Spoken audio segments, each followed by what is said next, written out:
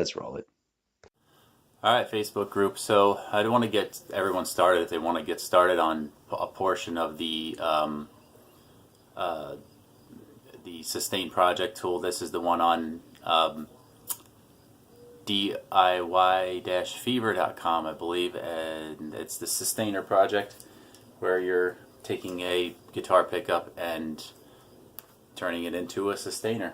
And I did try Evan Kale's. I don't know if you saw his YouTube clip, and it's where he uses the buzzers, the 42 ohm buzzers, and you put it on a chip. And unfortunately, it's not working.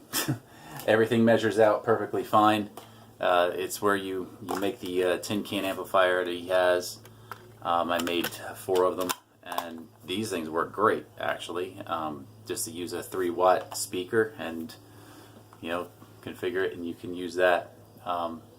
Sorry, this thing's on a bouncy thing.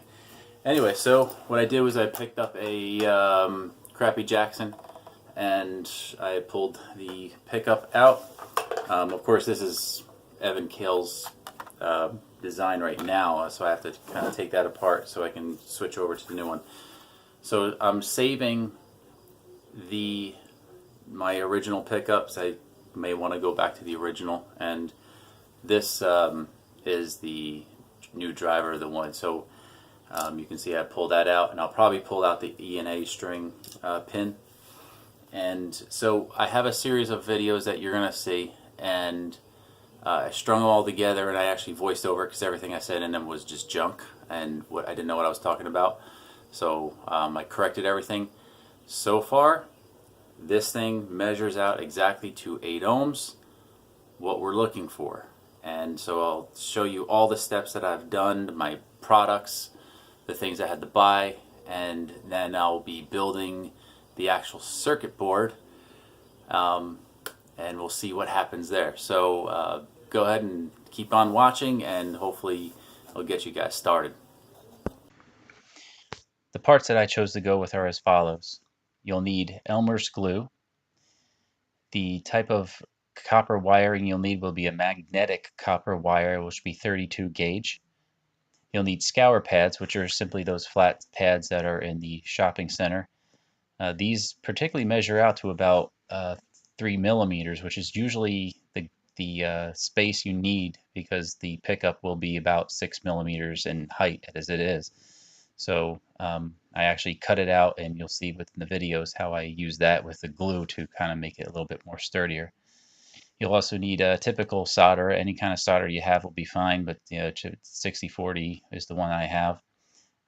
Electrical tape, you'll need, I use 3M, or a really good quality version of it. All the cheaper stuff just doesn't stick very well, and sometimes they gummy when they get hot. And scissors, what I do is if you're using that 1/2 inch type of thick electrical tape, you have to cut it so that way you can fit it into the groove. Here's a picture of the pickup with the coil wrapping original, and simply just using a razor and just kind of clawing at it will cut it right through it, and it'll look like pretty much copper hair. It's so thin. Which is why you have to make that change over to a little thicker gauge as well as a shorter winding. That way it will actually create that magnetic field that we're looking for. So here I traced out part of that scour pad, and you can see those faint lines right there is where I'm going to cut through and basically make the hole for the thing, and the width of that is going to be where the hole is. Those are the ones, the pads that I purchased, typical for dollar store thing. It doesn't matter about quality because we're going to glue that, and you can see the Elmer's glue just sitting on there. Camera's going all over the place. And basically I'm smearing the glue in there. I'm not letting it sit on where you see there. I'm just going to smear it in just for the sake of showing people what I'm doing. And that way it stiffens it up. So it's going to build some rigidity to it, so that way it's not going to be 3 millimeters squishy. And that way it'll just go right around the pickup. And just another thing, you can see where it's this is just about the cut right there. That's what I'm trying to refer to, is that way I can wrap it around. It's really not necessary to have it perfect because all you're doing is creating 3mm space. So once it's around, even though it might be thicker, just simply using a Dremel tool can shave it off. This is about ingenuity. So it was really hard to do it from the table, so I put this on a paint roller and clamped it to a chair, and it made it so much easier to wrap the wire. So I can simply just let that thing roll, and then of course you have to do the 200 times around the pickup, and it's actually not that bad. I forgot to mention that crazy glue there was what allowed me to put the scour pad down and tighten it down, keep it fastened. It gets glassy where I can then use that Dremel to shave it off. So what I'm doing now is I'm using the Elmer's glue to, every time I wrap every 25, I'm putting some Elmer's glue down. And in this video here, technically I could have just squirted the whole darn thing right on. I didn't need to use any kind of tiny nail, so creating some tension there. And you can just pretty much just squirt it up in there, and you can level it out with maybe something that's less abrasive than that little nail that I'm using. All right, let's talk testing. And to get 8 ohms, I tape down the spool in case I need more spool, more wire wrappings. I think I was at 100 or 120 turns at this time.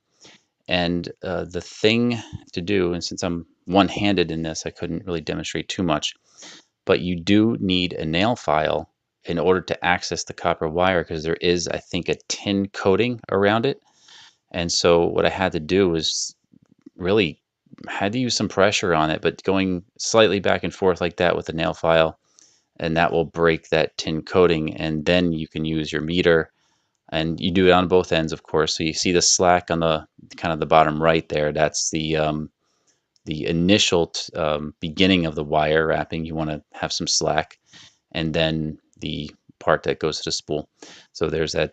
We got my 3mm gap, and what the nail polish is for is to reseal it, and that's why hopefully you got someone who got some some sort of nail polish that would work.